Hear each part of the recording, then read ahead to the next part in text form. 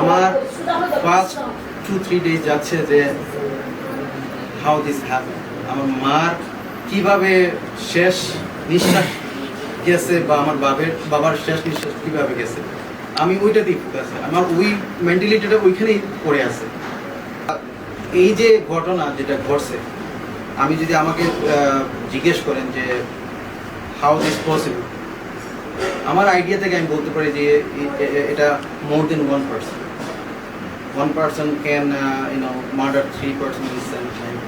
তো এটার সাথে আমার মনে হয় যে আরও হইতে পারে বা একজনও হইতে পারে। অ্যারেস্ট করছে পুলিশ, তো পুলিশের কাছে কোনো না কোনো এভিডেন্স আছে, ওকে অ্যারেস্ট করা হয়েছে। আমরা বলি নাই যে এ করে নাই, ও করে নাই, এ করছে, আমরা তো বলতেছি যে প্রকৃত যে এটা, হ্যাঁ, আর এই লোকটার পিছনের দিকেও থাকে। আমরা তো একদম সাধারণ জনগণ, যেটা আমাদের ফার্স্ট প্রায়োরিটি ছিল যে বাবা মা কী হয়েছে, কীভাবে হয়েছে, কে মারছে, এটা স্বাভাবিক, সবার কৌতূহল থাকে জানার ইয়ে। কিন্তু আমরা এত ডিপলি দেখতেছি না যে কে করছে না করছে, বা অনেক আপনার ডিপার্টমেন্ট থেকে লোক আসতেছে আমাকে অনেক কোয়েকশন করতেছে এই ব্যাপারে। আমিও জানছি যে এটা মার্ডার প্রফেশনাল কেউ কিছু করছে। Then when something is professional, then someone is behind this one, it's normal. তো ওইটাই আমারও সেম থিং, যে কেউ না কেউ এটার সাথে জড়িত।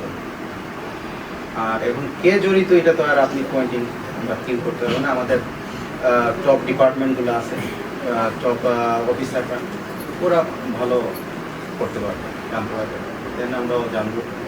বাবা মার সবসময় তো আমরা টাচে থাকতাম।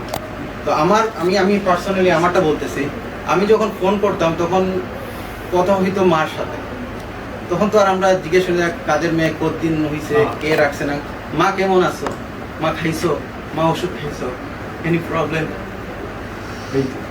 আমাদের তো এত ডিপলি তো যে মা এখানে, মার সংসার এটা, মা এখানে সব কিছু উনি হ্যান্ডেল করতো। তো আমাদের তো ওই পর্যন্তই। আমার মা গ্রিন কার্ড আছে আমেরিকান, আমার বাবার গ্রিন কার্ড ছিল, 3 বার দিয়েছে আসছে, ওর পরে আর যাওয়া হয় নাই। বাবার শরীরটা জানি তো, জায়গা সংক্রান্ত যেটা আমি বলি, আমি কাউকে ইঙ্গিত করতেছি না, যে আমরা শুধু এজাহারটা দিছি আর এজাহারে পরে এটা ডিপার্টমেন্ট দেখবে কোনো কিছু ক্লু পাই কিনা। নিরাপত্তা এখন আমাদের যেই ঘটনা ঘটছে, আপনিও শক, আমিও শক, সবাই শক। আর এটা কোনো নর্মাল ঘটনা না, মৃত্যু না। তো আমরা অবশ্যই এটার জন্য সিকিউরিটি তো আমাদের বাংলাদেশের প্রধানমন্ত্রী এবং আমাদের বোনদের রিকোয়েস্ট, জুবাইদা রহমান আমাদের ফার্স্ট লেডি, ওনার সাথেও রিকোয়েস্ট থাকবে যে এটার জন্য সুষ্ঠু এবং দ্রুত বিচারটা হয়। আমরা সবাই প্রবাসী, আমরা একটা দ্রুত বিচার দেখতে চাই। নট অনলি আস, আমরা পুরো বাংলাদেশের যারা বাইরে থাকে তারাও তো ভয় পেয়ে গেছে, সবাই ভয় পেয়েছে।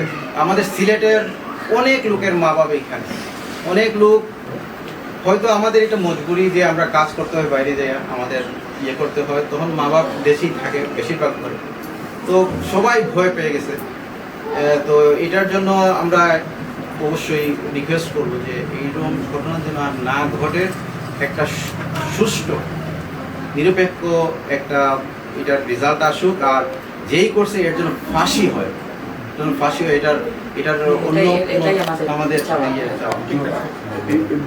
বলতে চাই যে এখানে যিনি বলছেন, তো প্রবাসীদের জন্য যে সিকিউরিটির জন্য, তো যদি এখন এই বিচারটা প্রপারলি হয় আর ইনস্টিগেটার্স, মূল ইনস্টিগেটার যাকে যদি বাহির করা হয়, তখন গিয়ে আর বিচার যদি হয় প্রপারলি, তখন আমাদের বিদেশের ওদের একটা বিশ্বাস থাকবে যে না, আমরা যেতে পারবো দেশে, আমার মা বাবা আছে, যে এখানে security.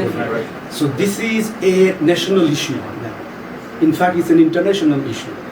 So the whole eye of the world is in Bangladesh and here at the moment. Now, so it goes beyond anything else. In fact, it goes into as far as for investment and commerce. There will be a lot of people who will be thinking, do we need to go and invest in that country because there is no security and law and order? So at the end of the day, who's going to suffer? Yeah. Okay. We all going to suffer. So